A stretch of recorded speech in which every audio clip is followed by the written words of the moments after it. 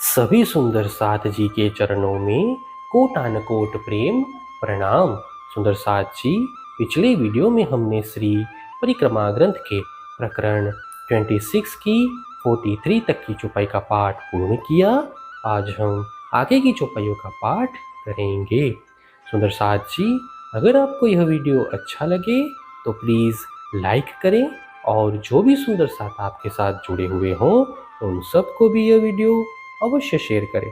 सुंदर साथ जी, जिन्होंने अब तक हमारे इस चैनल को सब्सक्राइब नहीं किया वे प्लीज़ इस चैनल को सब्सक्राइब कर दें ताकि आने वाले नए वीडियो का नोटिफिकेशन आपको तुरंत मिल जाए।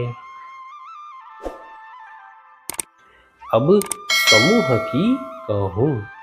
द्वार अरस अजीम का और नूर द्वार जोए पार, ये सुख कब हम देख सी इन दो दरबार। रंग भवन के मुख्य द्वार के सम्मुख यमुना पार अक्षरधाम का मुख्य द्वार सुशोभित है। इन दोनों भवनों के मनोहर दृश्य को देखकर हम पुनः कब आनंद का अनुभव करेंगी।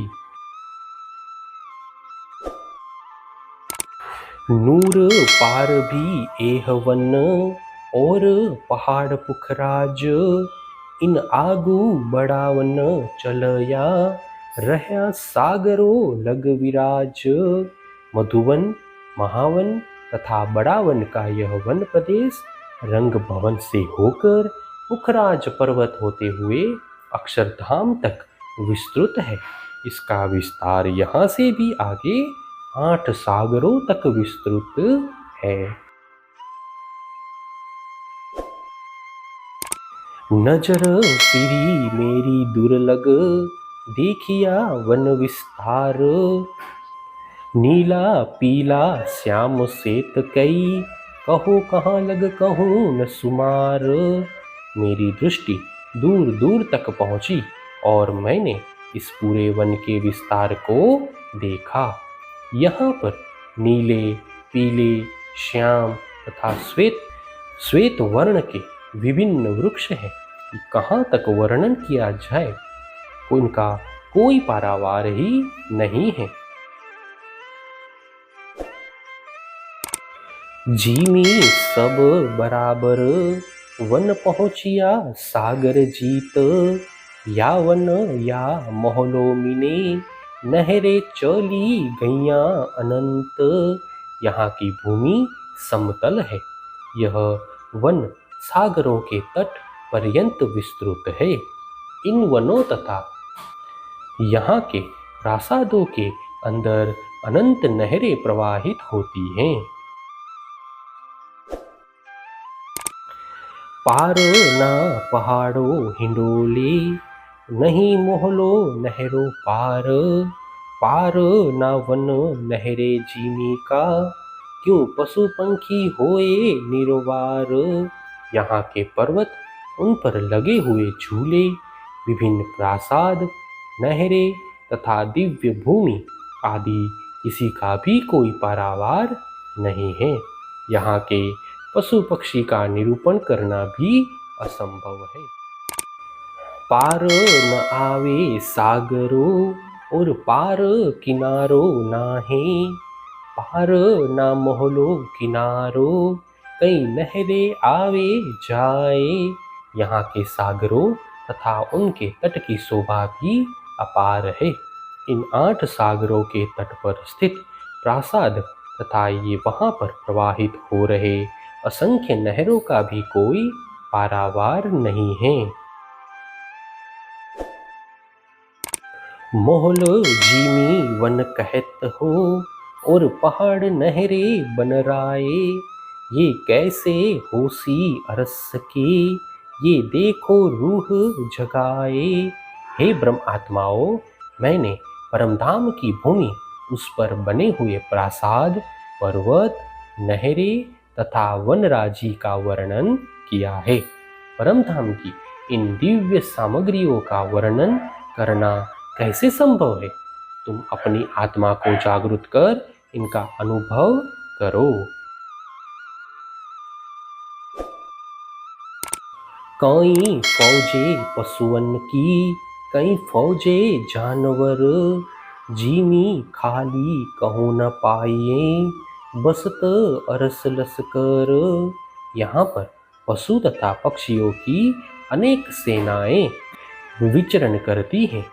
यहाँ कोई भी भूमि रिक्त नहीं है।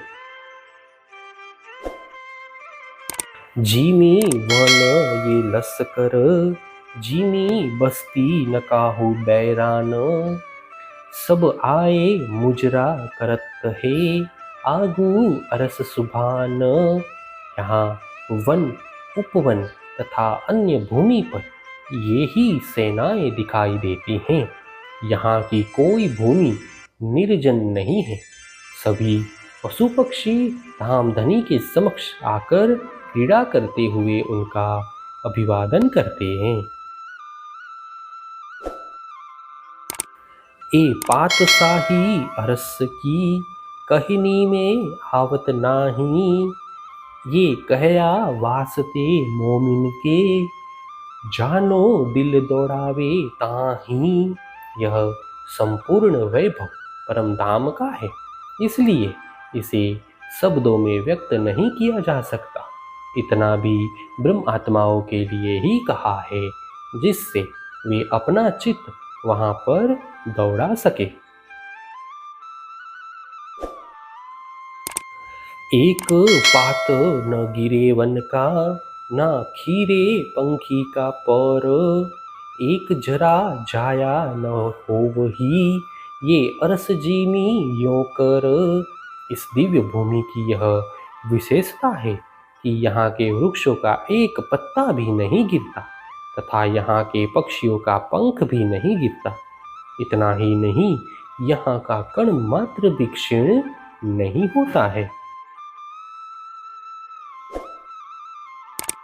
सब जीमिए मोहल हक के, और सब ठौरो दीदार, सब अलेखे अखंड, कहे महामत अरस अपार।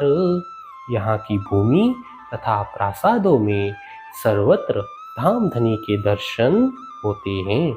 महामती कहते हैं, परमधाम की यह भूमिका अखंड होने से इसका कोई पारावार ही नहीं है। प्रकरण 26 चौपाई 1221। हे सुंदर साथ जी, इसी के साथ श्री परिक्रमा ग्रंथ का प्रकरण 26 पूर्ण होता है। आगे की वीडियो में हम नए प्रकरण का पाठ करेंगे। सुंदर साथ जी, अगर आपको यह वीडियो अच्छा लगे तो प्लीज़ लाइक, शेयर और सब्सक्राइब अवश्य कर दें। प्रणाम जी।